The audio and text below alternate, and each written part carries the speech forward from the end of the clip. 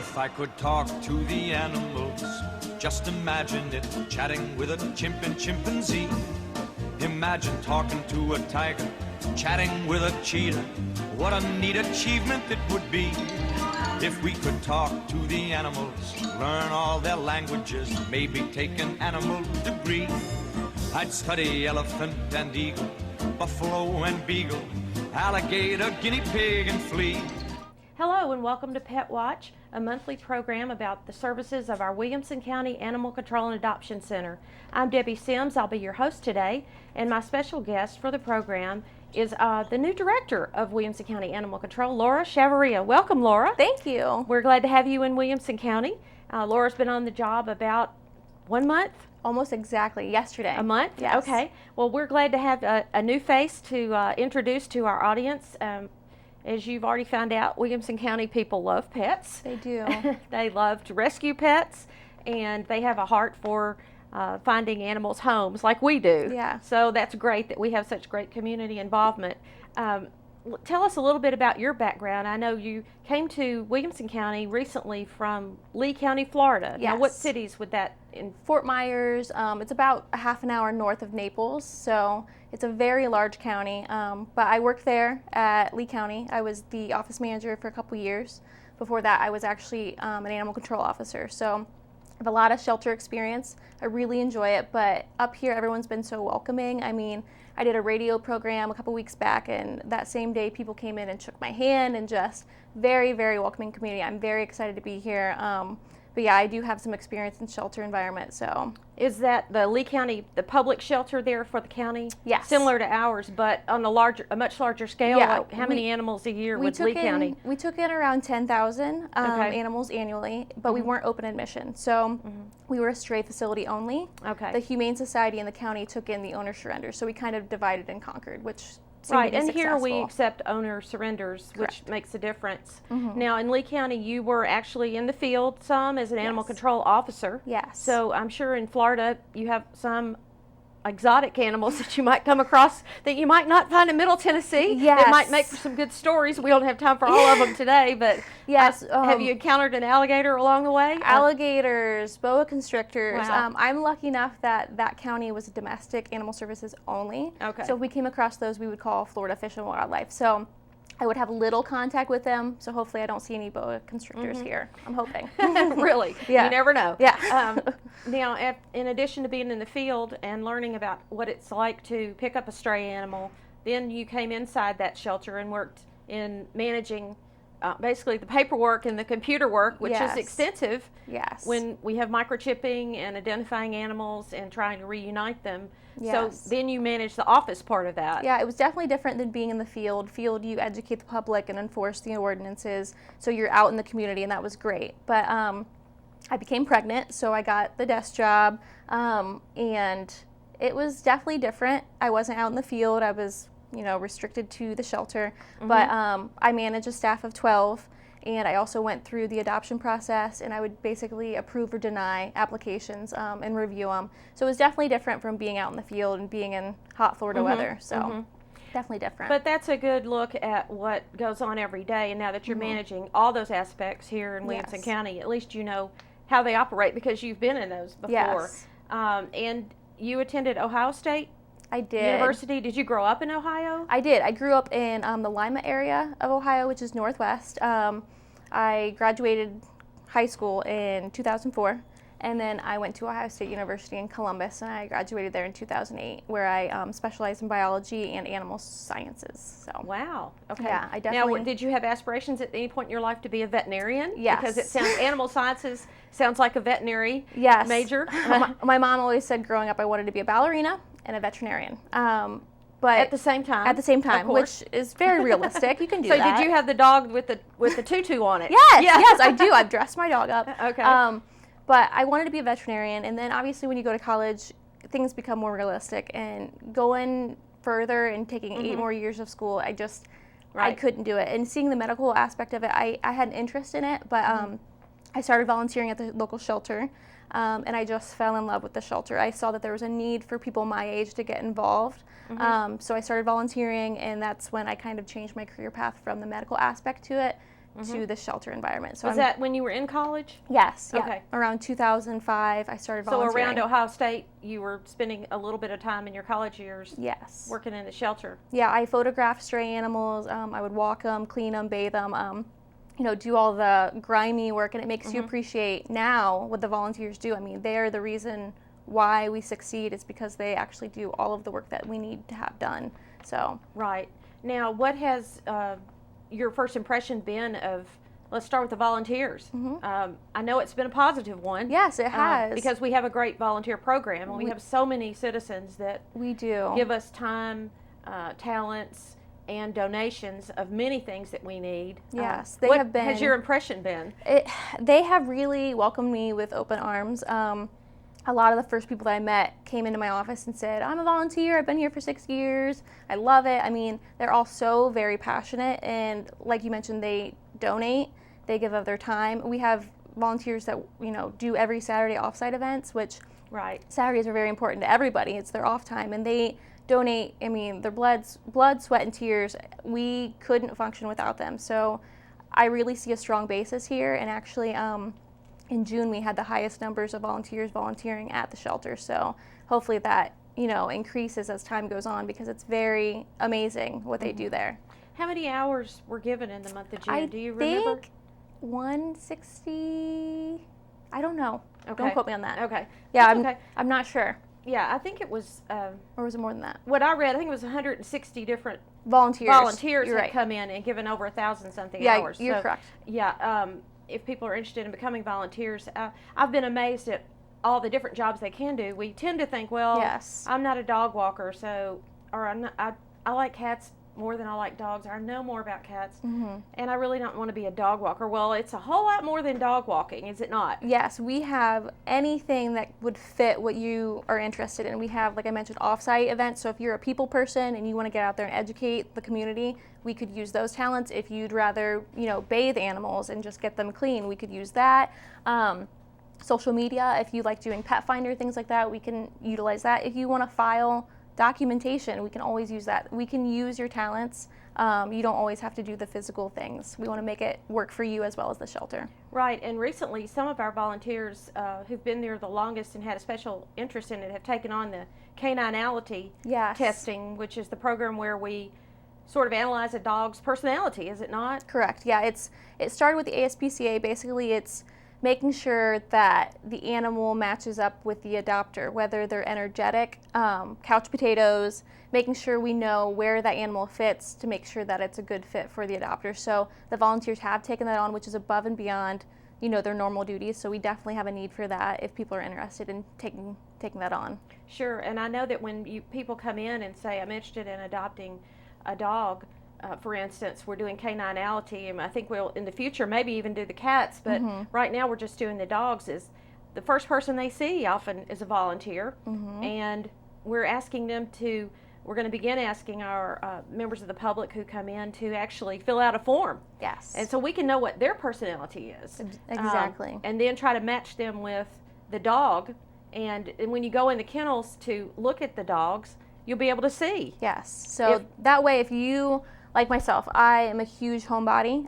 So the dogs that I adopted are also homebodies. They're couch potatoes. I'm not super active. I have a child, so my time goes to my child. But that's hopefully in the future we can make sure that those animals are matched up with somebody that has a similar personality. And we are revamping the adoption application and doing the caninality information to make sure that the public fills it out to make sure it's a good match. So it's going to be a very positive thing for both the animals and the community.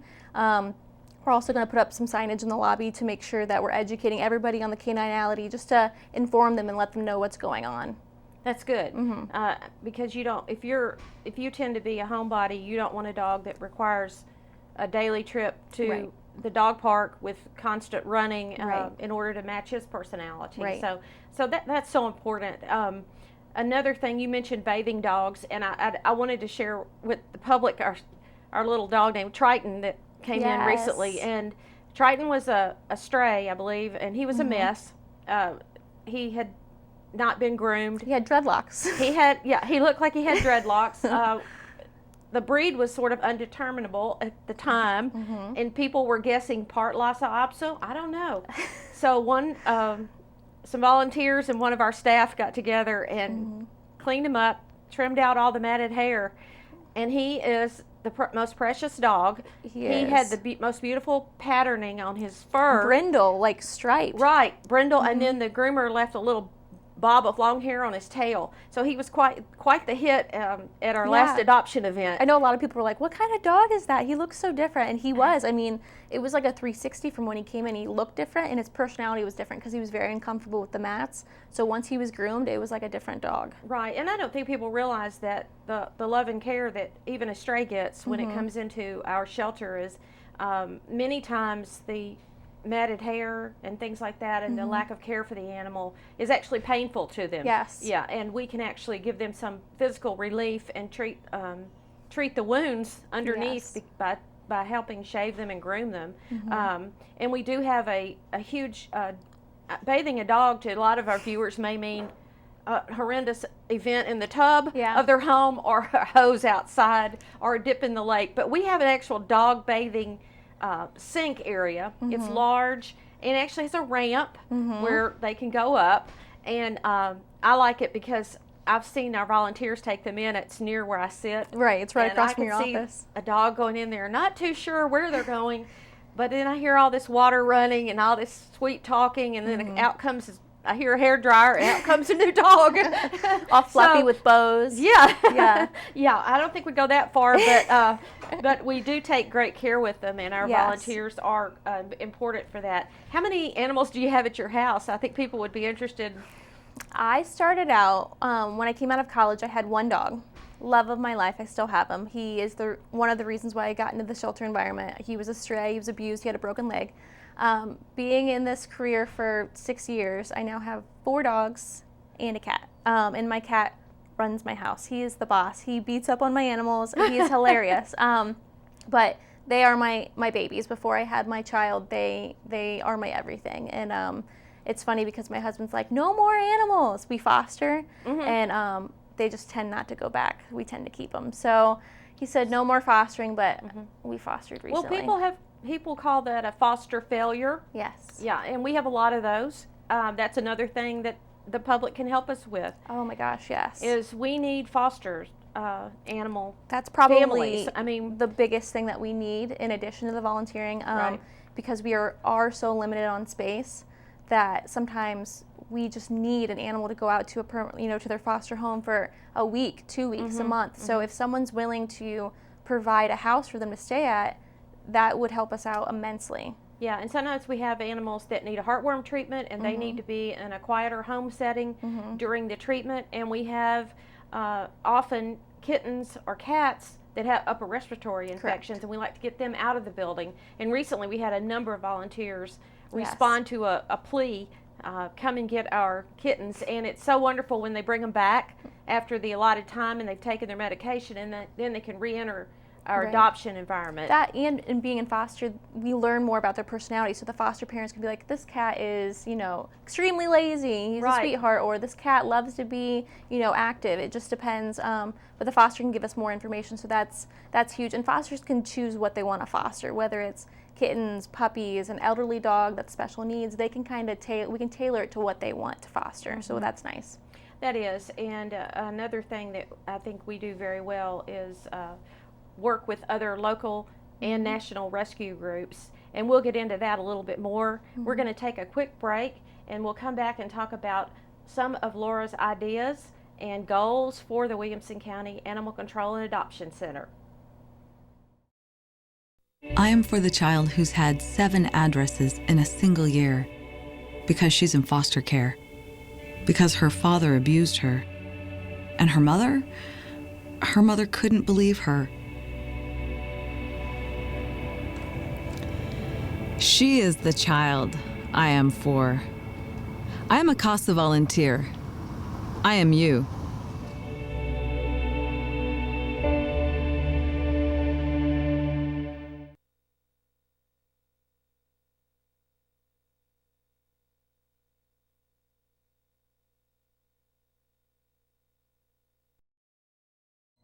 Hello and welcome back to Pet Watch.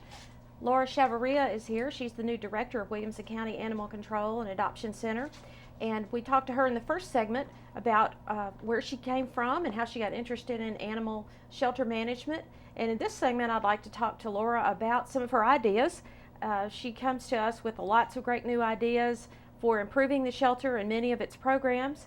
And one of those that you've already implemented, it starts August 1st, is a special program to work with our rescue groups. Yes. Tell our viewers what an animal rescue group is and how it differs from the shelter itself. Animal rescue groups are 501c3, so they're nonprofit. They basically can specialize in whether it's breed specific, or we have big fluffy dog rescues that will take bigger fluffy dogs. We have elderly dog rescues.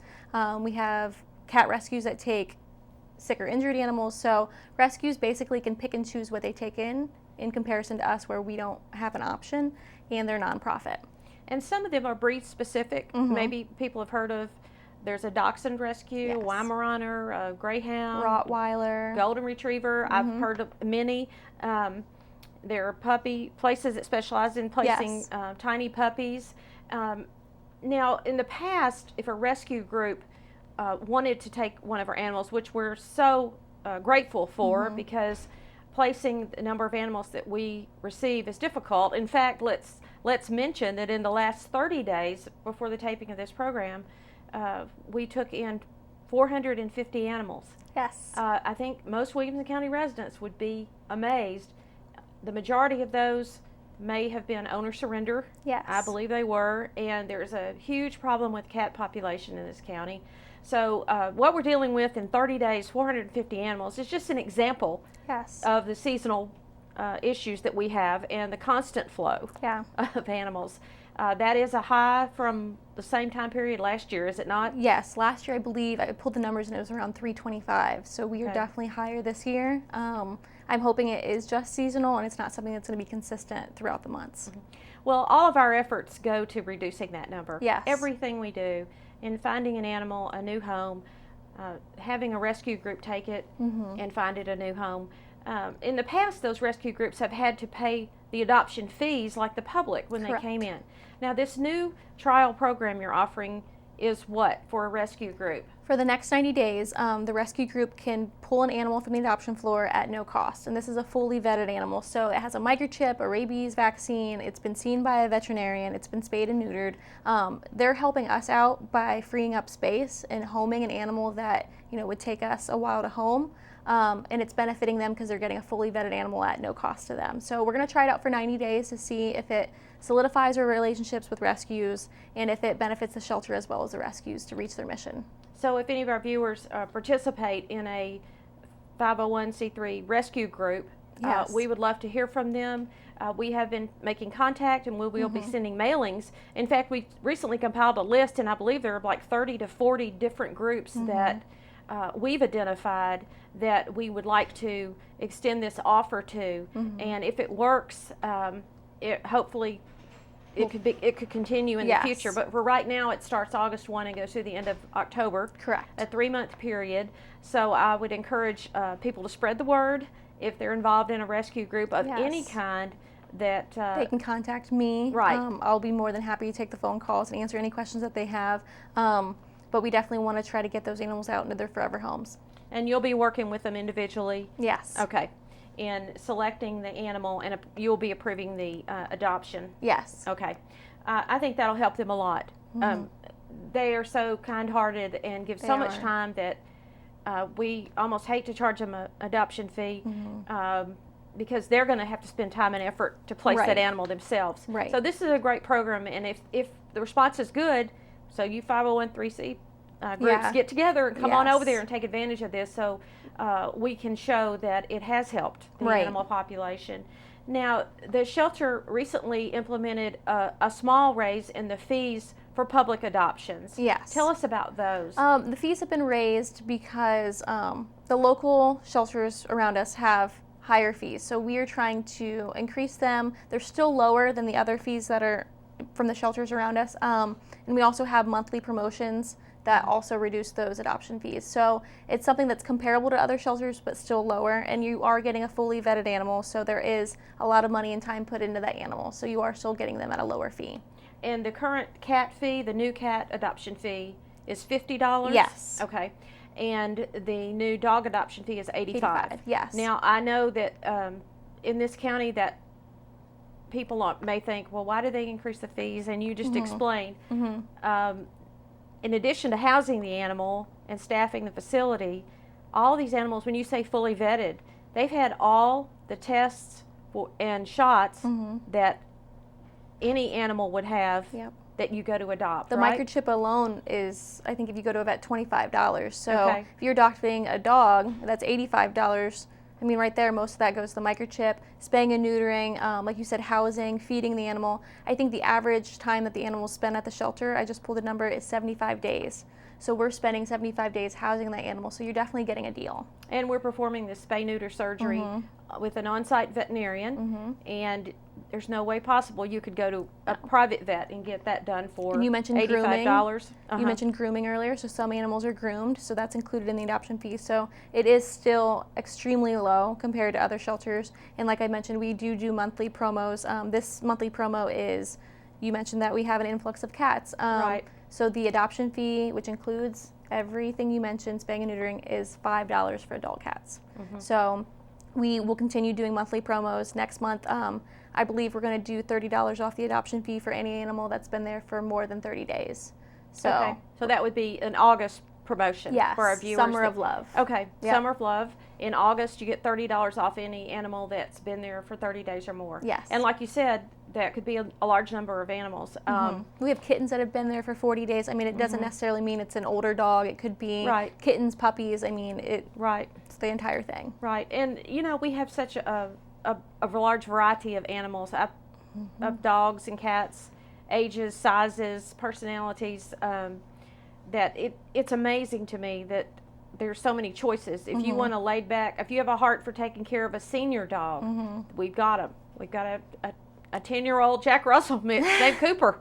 And, you know, we have everything from Yes. little puppies to certain breeds. Itty bitty kittens to Right. a 10-year-old blue cat. I mean, like you said, it just runs the gamut. There's a huge spectrum of what we have there. Right. And we surely would love to reduce the average days in the shelter from Yes. 75 to much lower. Yes. Our goal for that. Now, some of the other ideas that you bring to us is a TNR program. Tell me Yes. what TNR means. TNR stands for Trap, Neuter, Release Program. It focuses on feral cats. Right now, we mentioned that there's a cat problem within this county. We take in a lot of owner surrender as well as stray cats. Most of those are feral. Feral means that they were raised in the wild. They're not socialized. They cannot be rehabilitated into an inside house cat. So the TNR program basically means that we would trap the animal, spay and neuter them, ear tip them, which is the universal sign for feral cat, and we would microchip them and release them back into the wild. Studies have shown that feral cats live in a hierarchy system, and by taking those cats now in and we're euthanizing them because they're feral and they can't be rehabilitated, those cats in the wild are procreating more to try to fill that hierarchy.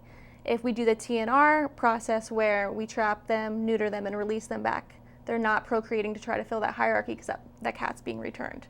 Do you do the males and the females? Yes. Okay. Yeah.